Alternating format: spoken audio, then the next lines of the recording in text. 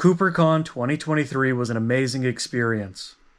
I met people from all walks of life there. I got to interview some of them as well. Here's what they said.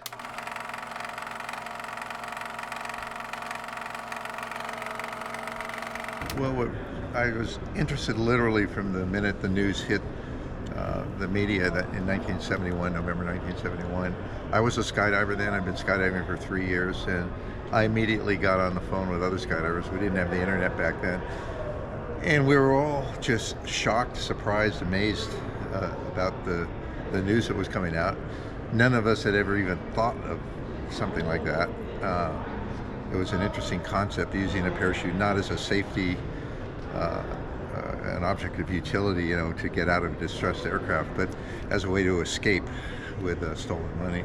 Just, it was fascinating. Not that any of us were pro-criminal or criminals ourselves, but just the innovative nature of the crime was really fascinating. We were all thinking, okay, it had to be a skydiver. There weren't that many skydivers on the West Coast in 1971. So we thought, who was it? Which one of us did it? And a bunch of people claimed they had been interviewed by the FBI. I now think most of them were lying. It was kind of a status symbol. And my interest evolved. I was fascinated with aviation and an active skydiver. And to me, I thought they would catch the guy really quickly. They didn't. And as the mystery deepened, my interest deepened in it. To me, it's the most compelling crime mystery that's related to aviation. With Amelia Earhart, to me, the only question is where on the bottom of the Pacific Ocean is her aircraft. I don't think she was taken prisoner by the Japanese. I don't believe any of the conspiracy theories. I don't think she landed on an island and starved to death. So to me, this is, and continues to be the most interesting aviation mystery of all time. Well, my interest in the D.B. Cooper case began in 1972, January. This was about 2 months after he bailed out. And at that time, I was unemployed for about 2 weeks. I heard something on the radio, and I said that would be a good score. So within 4 or 5 months, in June, I skyjacked a plane and went to prison for it. So I got in the case because somebody called me up and asked me to do an analysis on the money.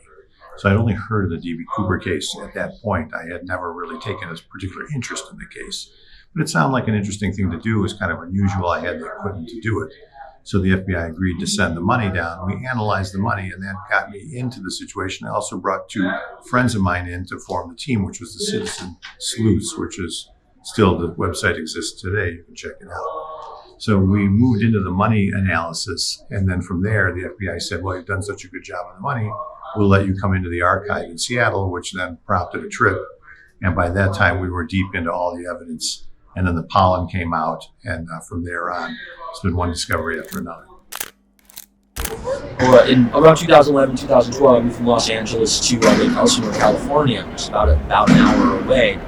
And around 2015, next office next door to mine was the office of Robert Rackstraw, who this was about 6 months before the History Channel documentary came out. Become acquainted with Rackstraw just from going out on a smoke break or something like that, and get to talking. He'd tell me all of his crazy war stories and all that. That guy could just tell stories for days. We got friendly. We got to talk. We got kind of cool. And like I said, it's about 6 months later, I'm watching History Channel. I was a big American Pickers and Pawn Stars guy, and I remember the promo coming up for History Channel, Case Closed. And it's 2-part series. Finally close the case, and then second episode comes along, and then boom, they unveiled their suspect in the second episode, and they're like Robert Wesley Rackstraw, and my jaw just dropped. I was like, what in the world? So the vortex kind of found me.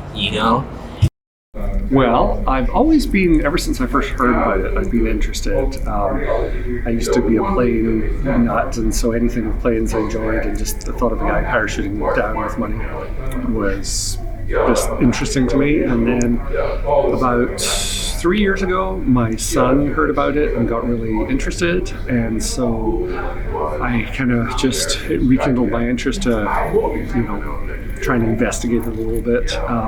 We live in the area near the drop zone, and so we would go and we actually went to Tina Bar and metal detected. I knew we wouldn't find anything, but it was just kind of a fun shared activity. So, and then last year we went to CooperCon for a day because it was local in Vancouver, and just really enjoyed it and got to meet some of the Cooper community. So now we're here for 3 days for CooperCon this year. I don't think I have, or anyone else has identified who Cooper actually was. There's some very compelling suspects, but as I've explained before, there's a real difference between capability and culpability. There are several, I would call them candidates because they're not really suspects, who have certainly all the capability needed to do it. They had money trouble, some of them had criminal histories. The two probably most outstanding people in terms of capability were Sheridan Peterson and Ted Braden. They absolutely had the skills to pull this off. They were both in dire need of money at the time the crime happened, but as deep as everyone has dug into those two people, nobody can put them on the airplane. Nobody can connect them to the actual crime scene. But boy, they are amazingly capable. And in the case of Ted Braden, he was a Special Forces, Special Operations Group parachutist in North Vietnam. They made nighttime, stormy weather, covert parachute jumps into North Vietnam to conduct intelligence surveillance. And this guy had money problems. He had been, he actually had a criminal record. He deserted from Vietnam and was found fighting as a mercenary in the Congo. Wow. And there's a bunch of interesting things about him. And Sheridan Peterson was an active skydiver. He was a Forest Service smoke jumper, so a wilderness jump wouldn't be as big a deal to him as it would be to me. I've just landed in nice drop zones. And, so there are people who certainly have the capability. They would have the motive, money, but nobody can connect any of these people to the crime. I have no favorite suspect. Quite frankly, I don't think any of these suspects are going to come up 100%, filling all the boxes. And until I see DNA or something concrete, like a $2 bill from, or a $20 bill from that case back in 1971, I'm not going to have any suspects. I'm not really a suspect guy. I don't know enough about it to really know what I'm talking about. You hear about, Ted Braden and him being the kind of the perfect suspect in terms of his experience and abilities. But I don't know. I mean, I don't know enough about it. I'm more just interested. I just love to know what happened. Where did he jump? How did he get away? Or if he did get away? And who it was is less important. Obviously, I'd love to find out, but I don't feel really qualified to say who the main suspect would be. Yeah, so I'm championing Milton Bernard Verdal as DB Cooper. We found Milton Verdal about a year and a half or so ago, off of a discovery that Eric Ulis made when reviewing the Macron's data on Tom Kaye's Citizen Sleuths website. He took the tie stubs some years prior to Macron's labs, and the stubs got analyzed through an automated EDS system, and it puts up over 1,000 particles on a spreadsheet which he had on his website, which allowed us to kind of go in and look for stuff that might be interesting or unusual. Eric, I believe he struck gold in his find, and we kind of ran with that, I was already kind of looking into this, kind of committed to the tie and, looking and going in that direction. So I was already looking in the specialty metals kind of industry. So Eric making that find kind of confirmed the specialty metals that I was on the right track there. And then, we found the patents during the Thai era for that 17% antimony with the titanium. And there was only one sole inventor on the patent. His name is Milton Bernard Verdal. I was like, okay, this is, it's interesting, right? But I was about, the Cooper curse will strike again, and he'll have blue eyes, he'll be too short, there'll be something there that silver bullet will hit him pretty quickly, because I've done research and evaluated so many potential suspects that I usually right away I find a silver bullet. But when I started looking at all the information on Verdal after we started researching him, well, he was a Washington State native. He did work on the East Coast in PA for Rem Crew. Then he came back to the West Coast a little bit in Vegas, and then he was living in Washington State at the time of skyjacking.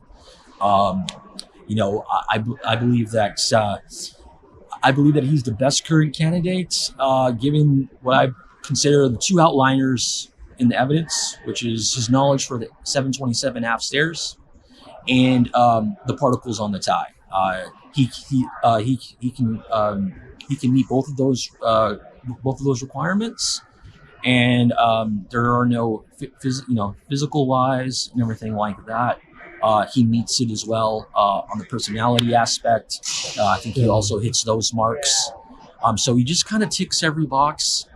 And that I believe he is the best current candidate, Milton Bernard Verdal.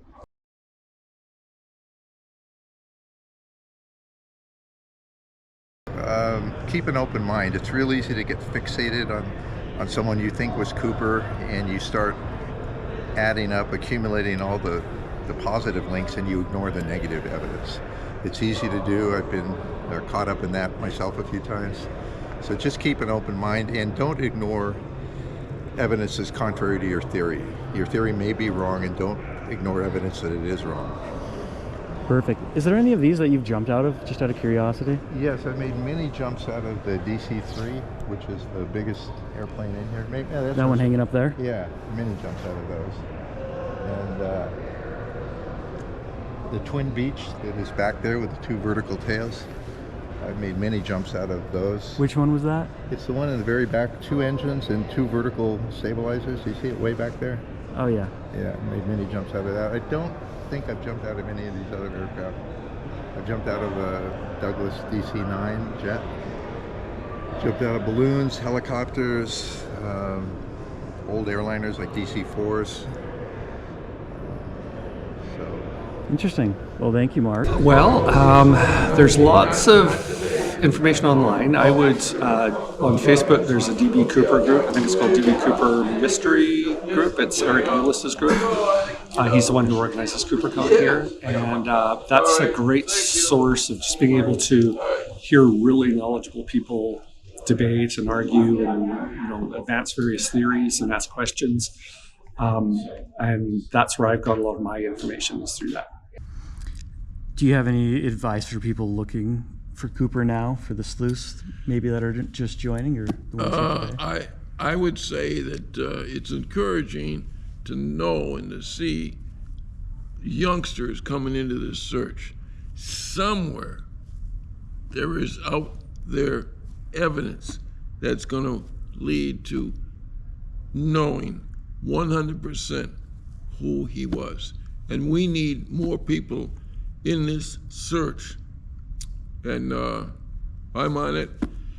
I'd like to find it before I die. And if I don't, I'll look down from heaven as somebody who gets to find out and observe That's it. right. That's right. And so by coming up and talking, I mean, you get to help spread the word too. Yes, yes. Something they said here today was about the museum here, the Seattle Museum, History Museum, but they're holding a parachute, that they won't let this group have access to it, just a couple of swabs to help in their search. Yeah. And I have made a statement, a suggestion, that nobody should donate to the museum here, the History Museum, because until they release that chute so that we can get swabs on this, because that may give us the leads that we need to make that a positive identification. Well, if you get interested in the case, every person has some individual experience or some individual talent.